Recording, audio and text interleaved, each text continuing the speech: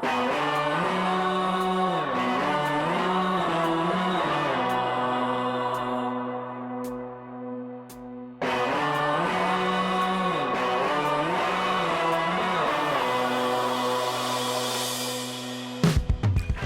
my name is Jeremy, and I'm making a video today to talk about some guitar tones that I was able to create with the Native Instruments Guitar Rig 5. Recently, I released an album of original music, and I did a lot of experimenting with this program, which is essentially a great amp simulation program for direct guitar recording. It has a lot of different amp models and styles and a lot of effects and other tools that can help you get a great direct guitar sound for your home recording or even professional recording settings. Specifically, I want to talk about a patch or a tone that I was able to create that reminds me a lot of some of the Queens of the Stone Age type guitar sounds from their latest two albums, Villains and Like Clockwork. And there's a guitar tone, a specific guitar sound that has a real distorted, kind of raspy, bright, punchy quality that I really like, and I wanted to use for some of my own material. So what I'm going to do, I'm on Logic Pro here. I just want to play the beginning of this song so you can kind of hear this tone that I'm talking about. The intro to this song starts with just one lead guitar in the center, and I've got some vocal harmonies going in the beginning, so you can hear right away that tone of that guitar that I'm talking about.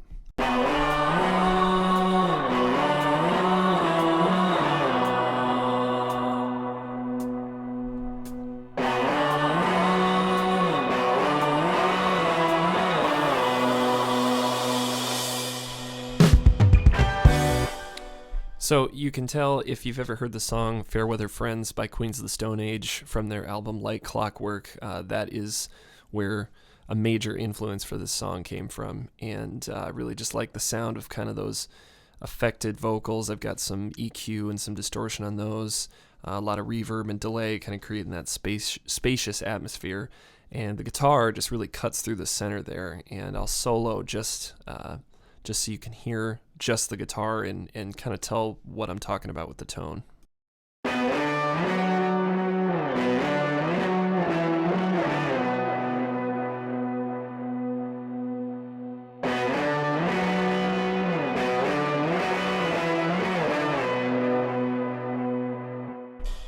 So it's a distorted sound. It almost sounds like it's clipping, and effectively that is what we're doing.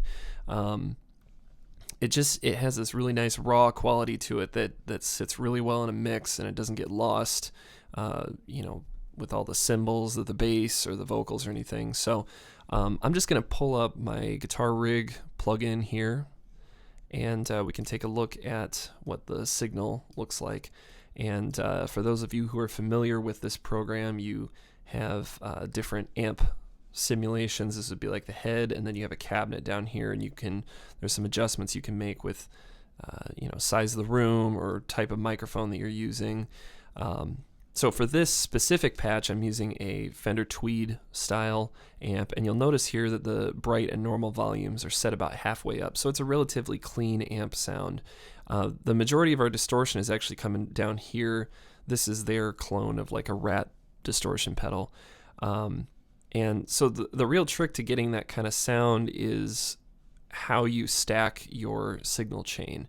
And typically it's advised that you, or in traditional sense when you're creating a signal chain, you would put your distortion in front of your amp like this.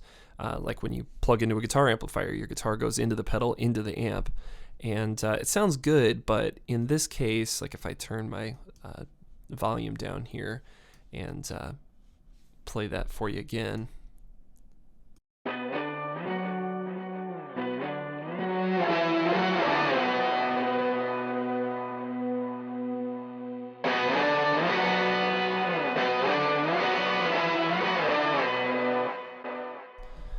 So it sounds pretty good, but it almost to me sounds like it's a little too smooth. So what I do is I take my distortion pedals and I actually put them after the amp. So we're effectively distorting an already amplified signal So if I bring my distortion back down a little bit here and bring up my output level, you can hear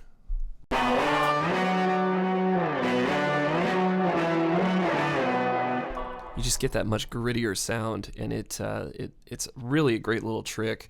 There's some other stuff going on with this track. I've got a pitch shifter here. This is like a Digitech whammy pedal.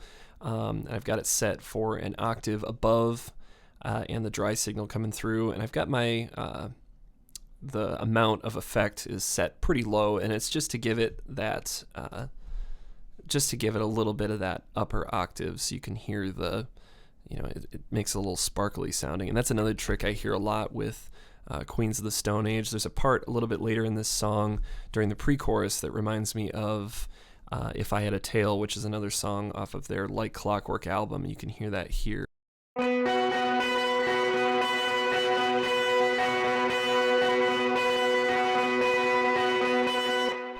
You can really hear that cutting through the mix. I'll play it here with everything once real quick as well.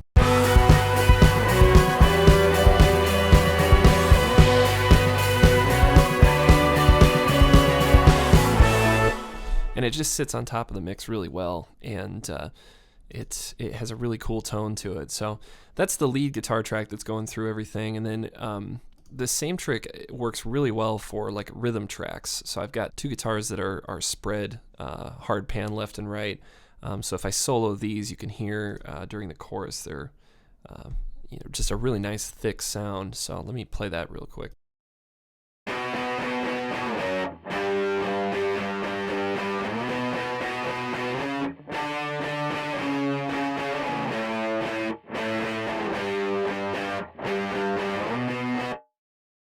So if you listen to that, if you listen to any Queens of the Stone Age, especially from their last album, Villains, you're going to hear a lot of that really squelchy guitar sound. And I'm not sure how they're achieving that in their recording process. I imagine it might have something to do with them plugged into an analog board and maybe even overdriving the channel on their mixing console. But it could be a certain type of gated fuzz or something like that that he's using.